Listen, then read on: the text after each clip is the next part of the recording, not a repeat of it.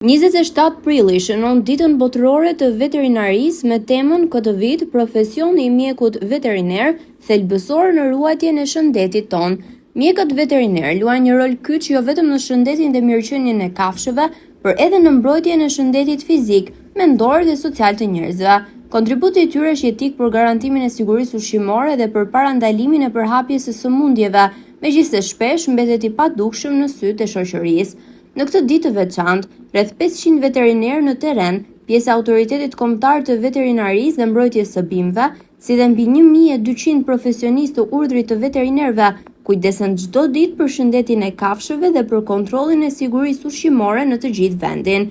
Fal punës së tyre të përkushtuar, veterinerët ndihmojnë në mbrojtjen e shëndetit publik dhe në përballimin e sfidave të mëdha si sëmundjet ndërkufitare dhe pandemitë, duke kontribuar kështu në zhvillimin e qëndrueshëm të komuniteteve tona.